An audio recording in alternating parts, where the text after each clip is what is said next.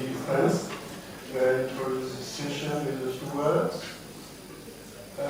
First, I would like to thank very much, especially the board, and especially the chairman of this Congress, Marta, not only for all the very interesting presentation of the papers and the very enjoying, pleasant, friendly moments. So,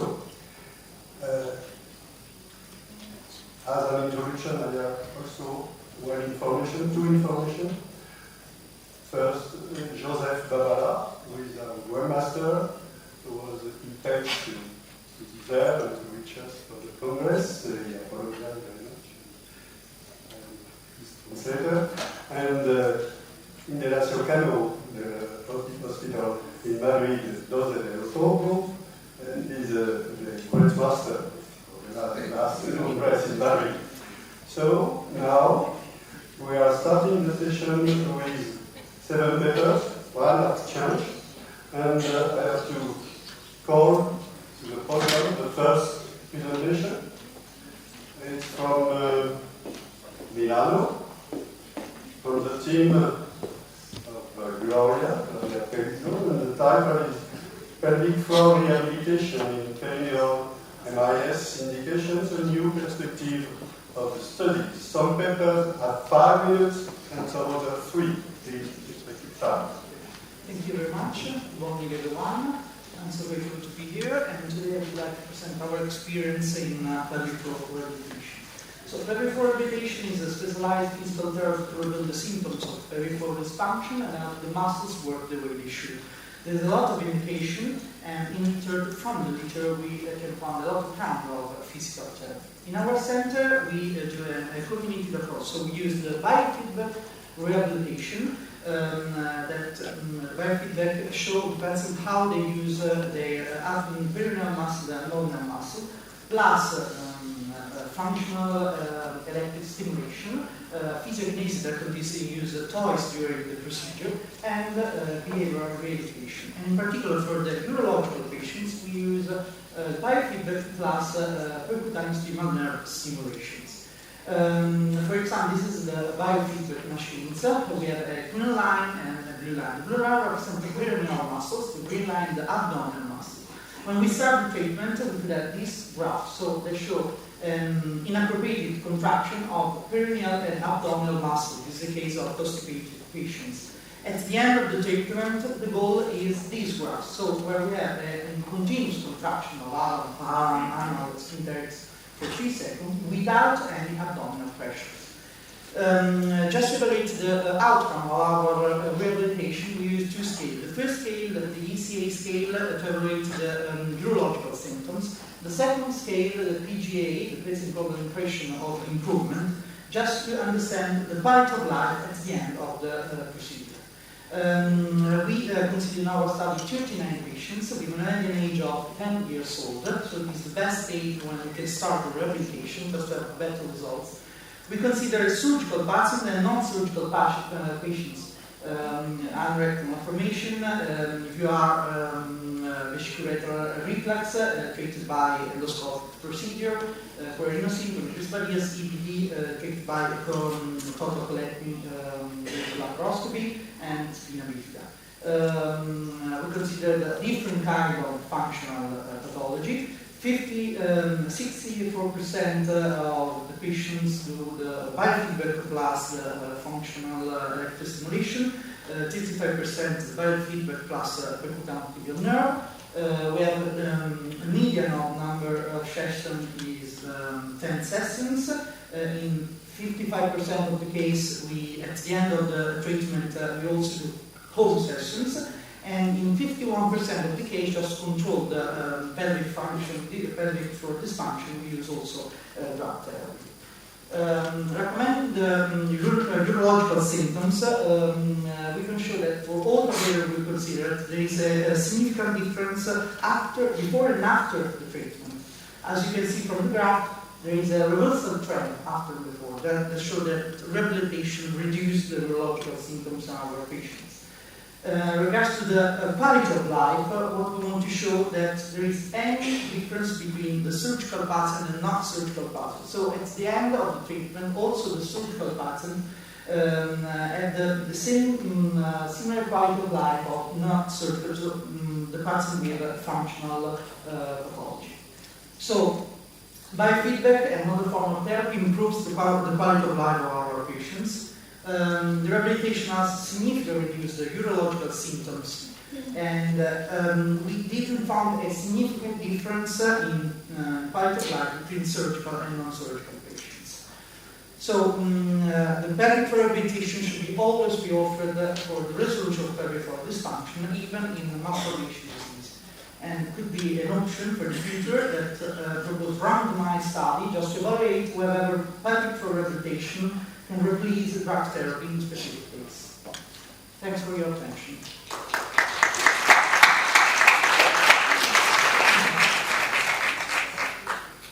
Thank you in several manners because you respect perfectly the time. And very interesting topic. And not you, but very few teams are doing that. Question from the audience. Thank you for this nice presentation. I think this is a great work, and it will be one of the future working area for our specialty. What I would like to ask you is that the neuromuscular assessment and symptomatic assessment, before the application of that and then after, in the long term. This was the first question, neuromuscular assessment and symptomatic assessment. How you just get the labor. And the second thing is, did you try this program in a neurological patient having neurological problem, especially neurogenic bladder? Two questions. No, for the first question, we did not do this kind of study. I don't answer the first question. What do you want to know?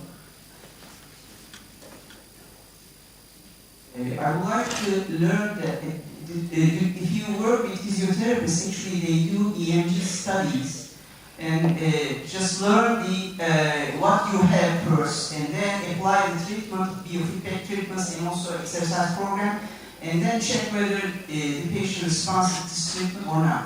The neuromuscular assessment they just make together with you. So I'm just asking that. Yes. You did so. Yes. Okay. We have an improvement of that. Okay. The second one was do you have any patient with neurologic problem, neurologic bladder? No. Any response? No. Thank you. Henry? Thank you for this beautiful topic. Just one question: if you have babies in rectal malformation, things like that, with possible problems, when do you begin this rehabilitation? Which age is for you the best? In the scholar age is the best time when we can start the rehabilitation. Scholar age, 10 years old. I have a question from the audience. Who is performing, making a biofeedback in this difficult case? Thank you. It's a major contribution. Thank you very much. Thank you.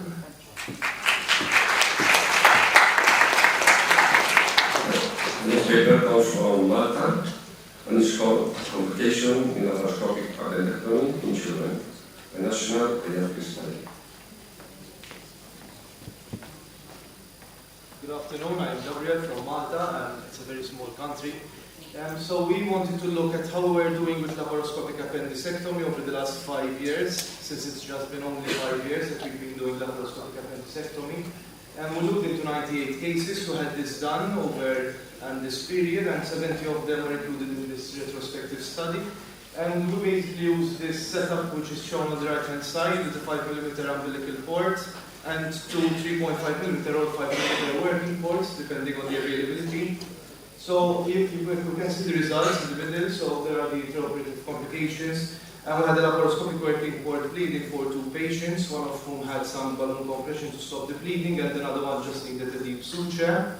And we had an omental hematoma as well as a mesoappendix hematoma, both of which were treated with a laparoscopic lip. And we also had an ornamental infarction, which is seen in the first photo underneath, which we treated conservatively. And then there were some minor or intermediate post-operative complications, which are shown in the second part of the table. So, for example, we had 3 patients with an umbilical wound stitch sinus, which one of whom required an excision of the sinus, and the other 2 were conservatively treated. We had some infections of the sites treated with antibiotics. We also had an intra-abdominal collection, for which there is also a picture in the middle shown on the ultrasound, and we just did a needle, ultrasound-guided needle aspiration, followed by antibiotics according to the hospital protocol. And then the third picture shows a complication unrelated to the surgery with bilateral bronchopneumonia. So in conclusion, when we compare our techniques with international standards, given that we have been relatively just came in onto the platform, we can see that our complication rates are quite comparable to those which are internationally published, and indeed this topic is not very well published.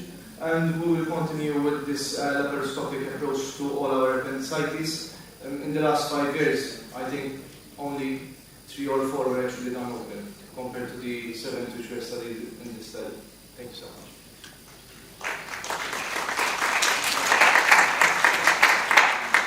Any comment? Yes. No questions? So, you don't divide between complicated and non-complicated? Yes, of course. In fact, 28 of these cases were complicated, and the other were simple, but we could only know intraoperatively. When we saw that there was a perforation, I didn't include picture, we just proceeded with debridement, if necessary, with a thorough rinse and wash, but then we just did it all laparoscopically. The change in management was post-operatively, where we give them a full 5 days of intravenous antibiotics instead of 3 doses. And we also gave them a yearly follow-up instead of just 2 months post-operative and then discharge. What technique do you use? What kind of technique? Intracorporeal, extracorporeal for the appendix? So basically, we put in an endo bag inside and we just pull the endo bag outside. We do it intracorporeally with endo loops and excision. Oh, totally intracorporeal? Yes. Okay, thank you very much. Thank you. Thank you.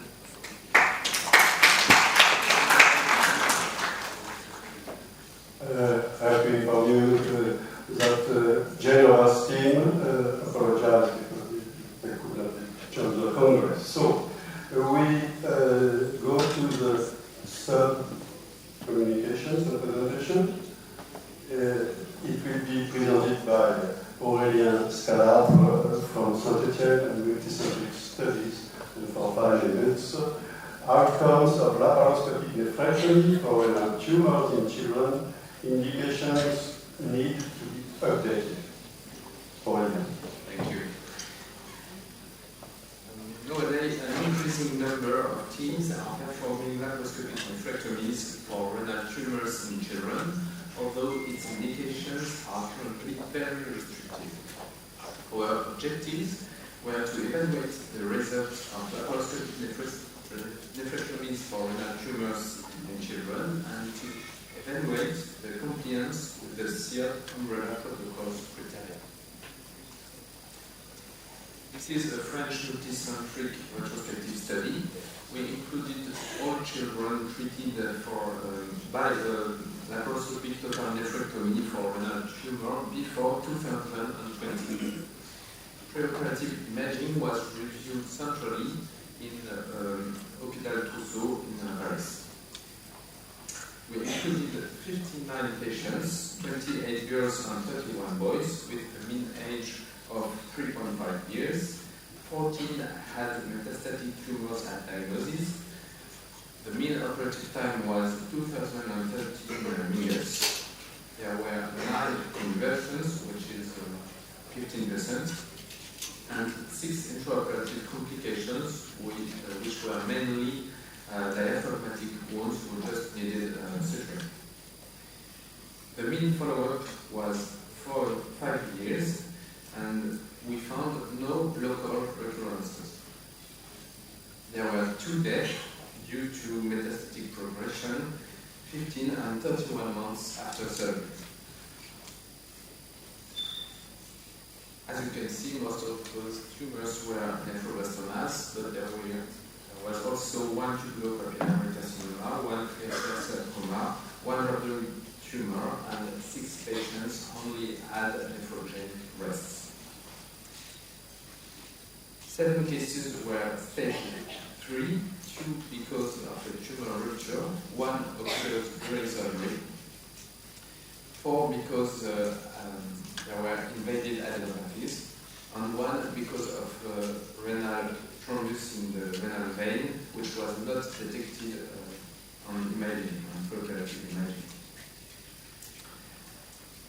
Only 1.6% of procedures corresponded to the SIOP umbrella indication for laparoscopy, and this was mainly due to the first criteria, which is a small central tumor with a rim of normal tissue around it, and this criteria was only respected once.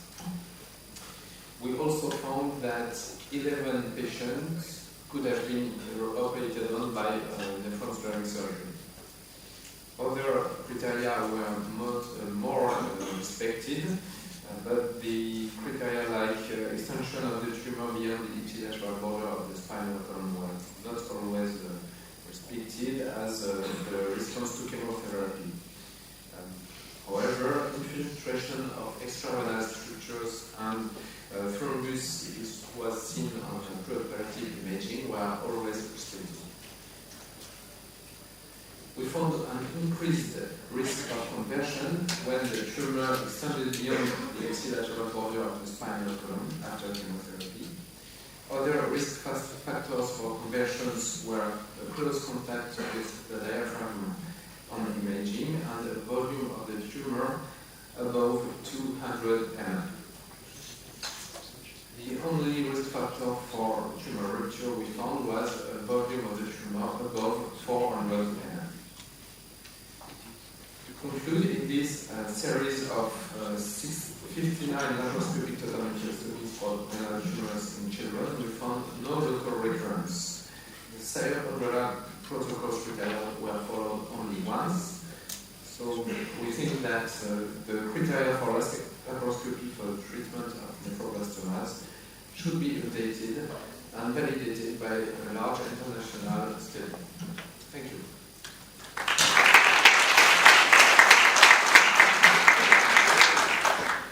Wonderful presentation in time, and certainly there are questions from the audience. Anyway.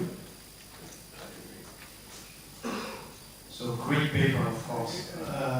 Congratulations to all the group. My first question is, when you had this discovery of embolism in the vein, was that conversion? Did the surgeon convert? This is my first question. And the second question is, because you speak about a multi-center, international prospective study, are you aware about people abroad of France doing that? I know in Brazil there are some publications. In Australia, when Yves Louis was there, but now he's back. So do you know if in other countries they are doing that? Thank you for those 2 questions. For the first question, so in this case, there was no conversion because the surgeon didn't realize that there was a thrombus in the renal vein. It was a small thrombus, so it was only detected on histopathology. For your second question about the potential future study we could do, I'm not aware of other teams doing such a study, but I think that it is mandatory to make this kind of surgery in the context of a European protocol. So that's what we are aiming for, and this study was just the beginning, just to show that those criteria have to be effective. Other young? Yes.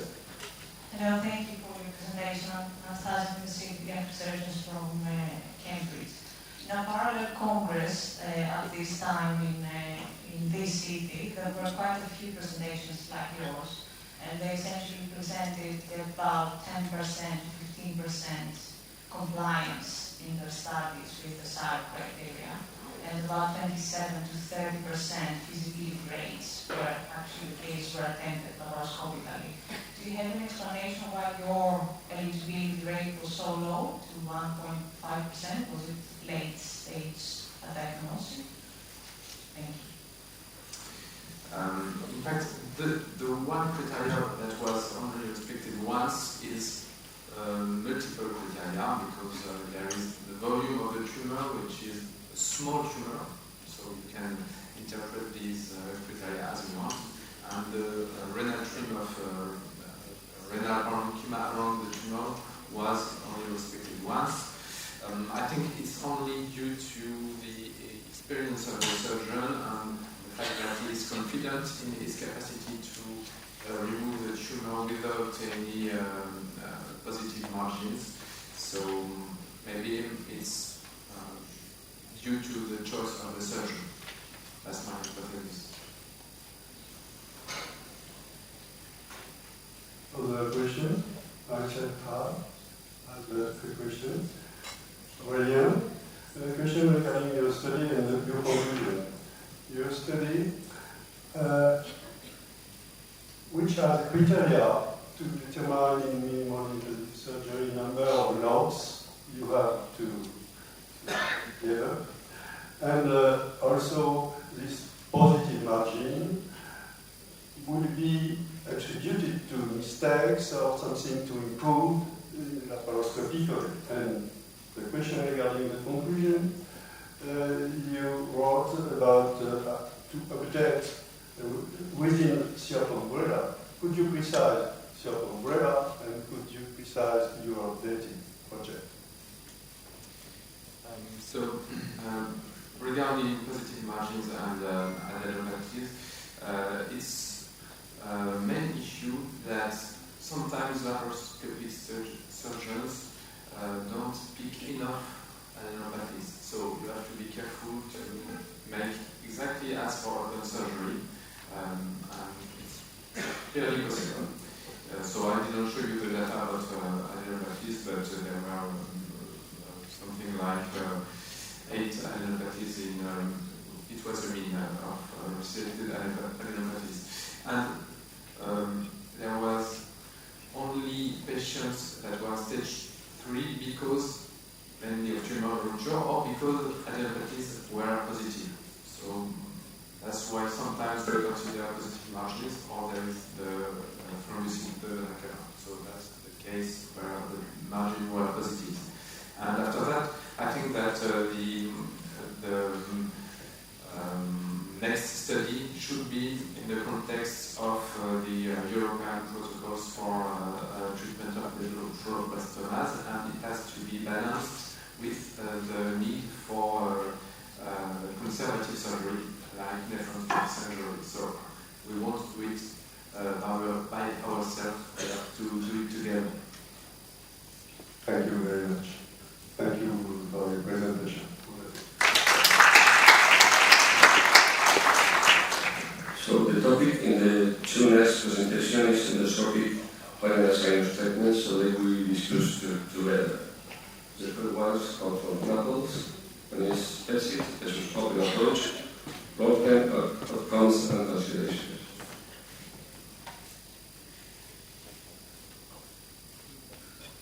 Thank you, Mr. Chairman. The aim of this study is to compare results of open endoscopic approach in the last 13-year experience of our pediatric surgery center.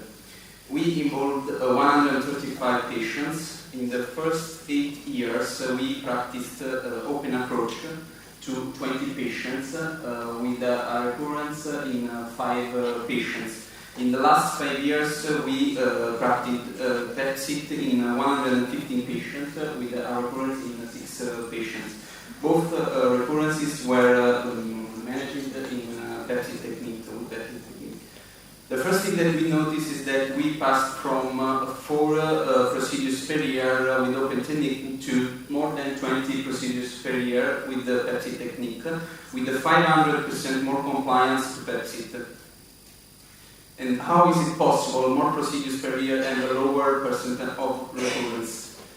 An important rule is the post-operative management of fistula disease. We had a standardized protocol based on clean wood, radical epilation, happily oxygen oil gel, and non-sedentary for patients. We used to talk about roadmap to wellness with a faster post-operative recovery, resolution of symptoms, and healing of the surgical wound. The patients can immediately do everything. This is the reason why Pepsi is becoming so famous. Comparing the two periods and two results, we can see that Pepsi technique is better in terms of length of surgery and hospitalization, median healing time, long-term rate recurrences, and quality of life. In conclusion, Pepsi should be considered the standard of care for surgical treatment of pulmonary disease in children and teenagers, and the advantages of Pepsi justify the higher number of patients operated with Pepsi every year compared with open surgery. Thank you for your attention.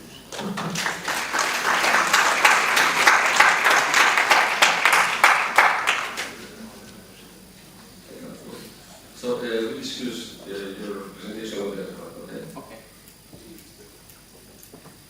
The following one is from Verona, Italy, and it's the same topic, ESIC, Adolescent Retrospective Case Study.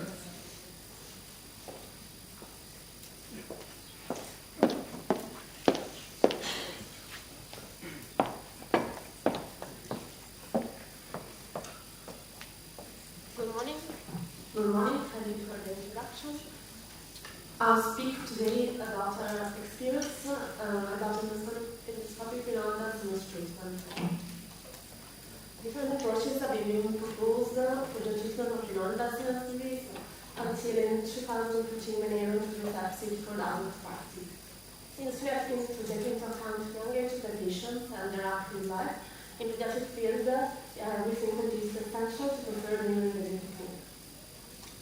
We enrolled 183 patients who underwent Pepsi from pediatric surgery units of Bergamo and Legnano, from September 2016 to September 2020.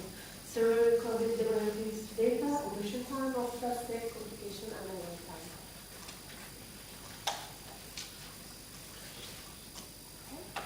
So we have a total of 183 patients within the age of 15 years. We performed a procedure on the non-sedation and local anesthesia. Vertical evaluation was performed with monopolar diathermy or dialysis, and it lasted 40 minutes on average, a little more for every week. The mean hospital stay was 1 day, the 1 week surgery trial, with a recurrence rate of 15% of patients, and on the contrary, we achieved an overall resolution rate of 88%, with a training time of 1 month. So we try to do a comparison between the two techniques, so the monopolar diathermy and the dialysis, on the basis of a statistical analysis. We could say that there is no significant difference between the two of them about recurrence, infection, or complete healing. We also submit, in order to see the criteria of our patients, we submit them personnel, and we collected the MPLs. So we are able to say that we were able to sit without pain after 1 day, they were able to work without pain after 2 days time, and so also to return to school. And they were really overall satisfied. 3 days after surgery, we begin with washing with saline solution, and after putting the dressing removal. And we also have the children's roll, the dressing at home, the washing with saline solution, 2 times per day until baby. According to our experience, APSIC guarantees short period of hospitalization, low mobility, low risk of relapse, minimal discomfort and stabilization. So in conclusion, leading to a high success rate and a better quality of life, we believe that APSIC can be considered a valid therapeutic option for pneumonia disease in children. Thank you. Time is open to discussion and questions.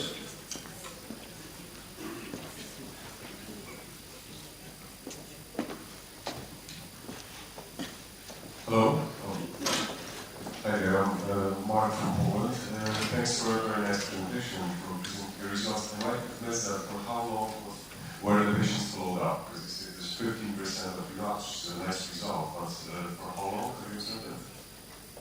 It was at least 1 year of follow-up, from 8 months till also 18 months, so large follow-up.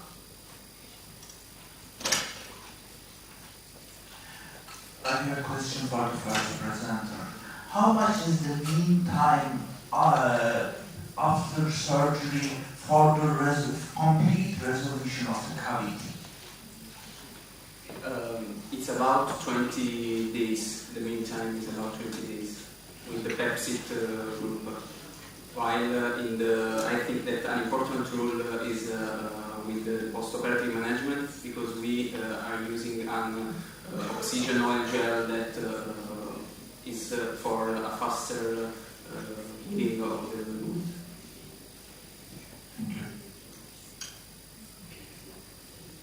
I have a question for the first presentation. What conventional open technique was compared with, and did you use the same perioperative wound care protocol with Pepsi?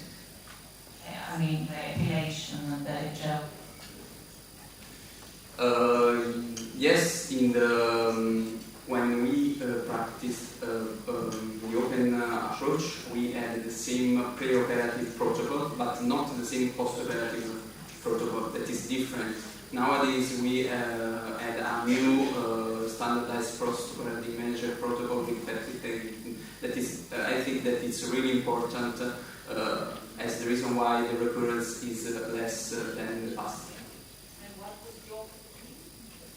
What was? What was the technique you compared with?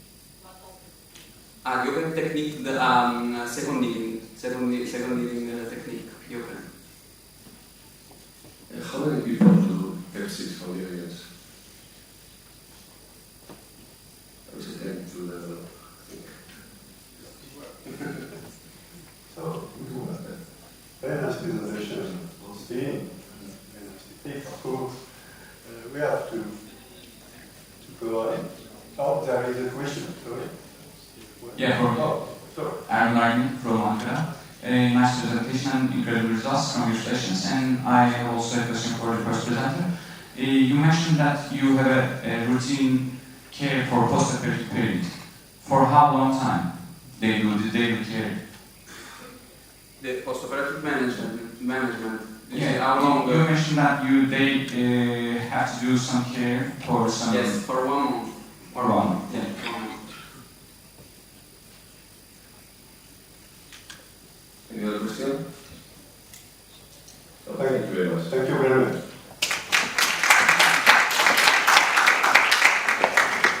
The presentation is called from the team of Marseille with Toretta, minimally invasive partial total adrenalectomy in children, post-peritoneal or retroperitoneal approach. You. Thank you, dear Chairman, dear colleagues. So we wanted in our hospital to compare the two approaches for the adrenalectomy, and as you know, transperitoneal, you have to do a colonic mobilization. It's sometimes a danger to injure the hollow viscera, and also the risk of adhesions. And what about the pain because of the post-operative ileus? The prone position is more difficult to master, but the people doing the nephrectomies or hydronephrosis by retroperitoneoscopy is easy. It's a fast access and no risk for adhesion and less pain. Here is a transperitoneal access. You see we had to mobilize the colon and also to put another instrument to mobilize the stomach. It was a 2 months baby, this is why. But finally, and it was a tumor of 3 centimeters. This is the final aspect. You see the other port, 2 millimeters single use for the stomach. And for the prone, I will show you the total adrenalectomy and the partial one. This is the port axis abscess and also the scars that the children and the adults they only can see it looking in the mirror. For the total left adrenalectomy, this is a case was diagnosed antenatally with mostly 4 centimeters cystic lesion that decreased progressively till 1 year of age. So we thought at 1 year that it's not seen anymore, but finally with the closing screening by the oncologist, she had 1 ultrasound every year, and 3 years later actually we've seen that this lesion is still there, or I don't know if we can say reappear, but perhaps it's there and perhaps progressed. And we decided to do a prone position adrenalectomy, and you see that the vein is easily dissected and clipped, and then we can easily do the adrenalectomy. The problem here, as you can see, that it was not possible to separate from the adrenal gland and to do a partial adrenalectomy. And the other one is a partial right adrenalectomy.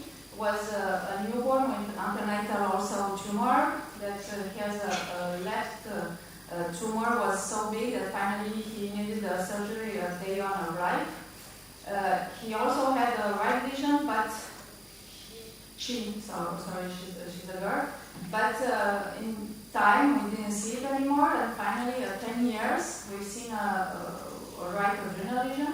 And since she had already a total adrenalectomy on the left side, we decided to do a partial one. And since she had a previous surgery, abdominal surgery, we've done it in prone. And here, as you can see, we had a lesion on one part of the adrenal gland. And what is important that you have to have a 20 millimeter pressure, because when you have this high pressure, you don't have any bleeding, but you will see that when we decrease the pressure to pull out the specimen, we have a bleeding. So we augmented the pressure again, and progressively we've done the hemostasis also with the hemostasis patch, and you will see that in the end now we will decrease slowly the pressure, and finally we don't see any bleed anymore. So in our center we have 23 cases, 17 transperitoneal, 1 bilateral, and from 2020 we switched to prone position, and we have 6 cases, 1 bilateral. The median tumor size for all group was 28, and for the prone position is from 1 centimeter to 5 centimeters, and the mean duration of surgery is 2 hours without difference between the 2 groups. The most important that in prone position, the hospital stay is less, is 1 day, and we didn't have any complication for either approach.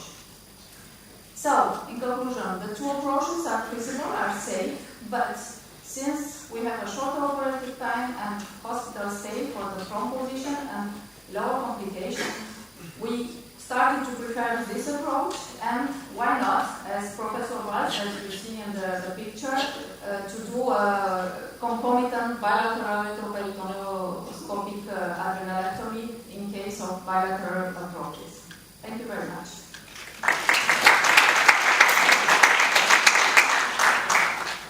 Thank you. Very nice presentation, and it's open for discussion. Anyway, Mr. Thank you for your beautiful paper. I have 2 questions. One is in the indications. If I read well, you had 2 hematomas or 3 hematomas and 1 fibrosis. Is that an indication? Actually, no. It was a histologic analysis, but was lesions that were diagnosed antenatally and didn't disappear at 1 year of age. So this is the protocol. I think it's European that after at least 14 months, if the lesion doesn't disappear, we have to do it. So in these cases, we've done a partial adrenalectomy, but it was transperitoneal approach. Thank you. And the second question is, if you had to choose, on the right side, you have the vena cava. So probably prone. Prone? Yeah. Without doubt. It's So do you prone in all cases on the left side? we had 13 cases was left side, and the others, I'm sorry, I don't remember how, but at least I have one bilateral, so we've done this, and I think we have 2 on the right side, as I remember. What different the approach? The area of the tumor or the size? What do you choose, one approach or the other? Yeah, the size of the tumor could be a limit, because so our age was, the range was 2 months and 16 years. So of course for the biggest we used the 10 millimeter port for and an optic of 10 millimeters. But the biggest tumor that we had was 5 centimeters to 3 and 1. So it was quite skeletal object. This could be a limit, of course. So the adults, they morcellate the tumors. We don't love to morcellate, our oncology doesn't love to. Yeah, so this is why the tumor size could be a limit. Other questions? If not, I have one for you. In your abstract, you wrote one case of sad long-term follow-up in glioblastoma with metastatic.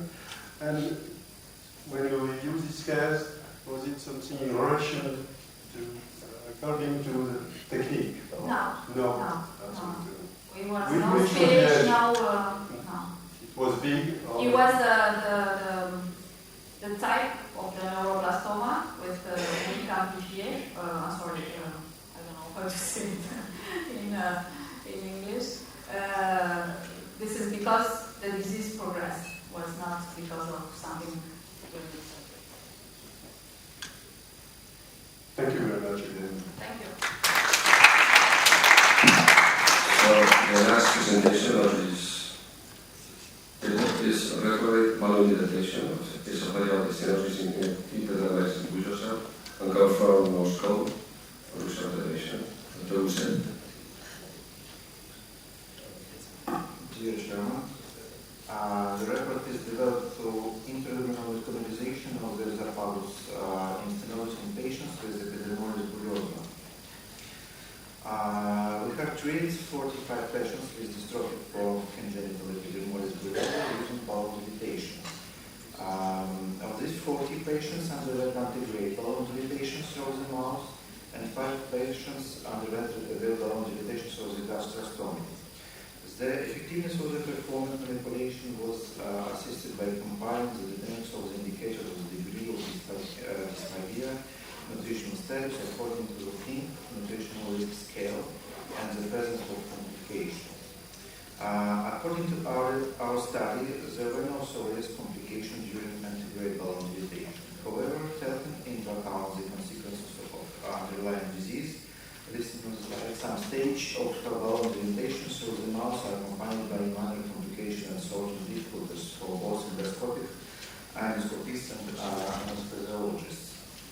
Microstomy and dental problems make inserting the mouthpiece difficult.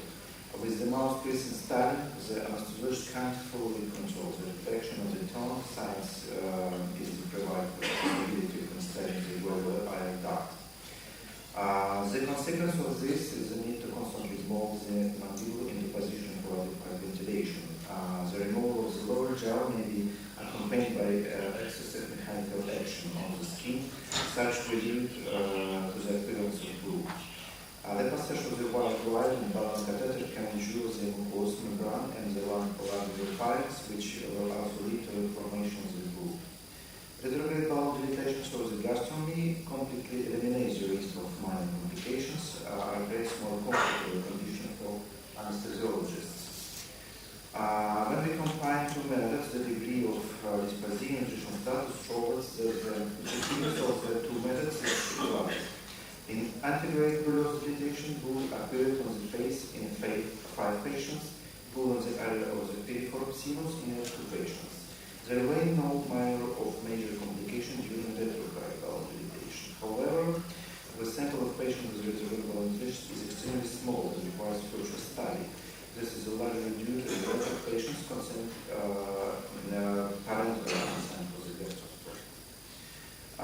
anti-gravity and retrograde balloon dilatation was shown to be safe and effective methods for intraluminal canalization of the esophagus in the Morris bulldog patients. And there is the earliest possible time allowing patients to be given adequate oral feeding with a gradual isolation and fermentation rate. Retrograde balloon dilatation is the least traumatic method. In contrast to the classical anti-grav option, but requires future study in a larger sample of patients. Retrograde balloon dilatation is the best contribution for anesthetic management. Thank you.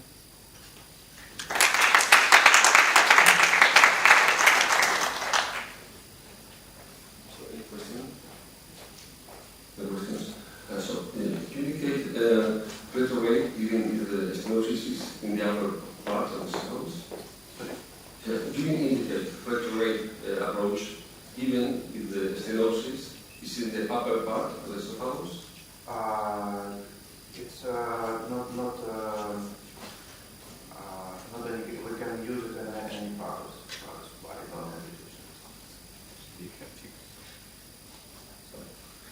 Thank you. Fortunately, it's rare disease. So, any other question? Do you have any experience with Thank you for this presentation. Do you have any experience with micromesincy in intraluminal injection in the same time with the dilatation? Or do you use only corticosteroids? Thank you for this question. Usually we have experience, we use like the budesonide, corticosteroid, and then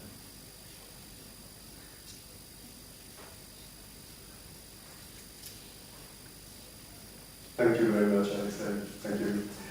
Really good presentation.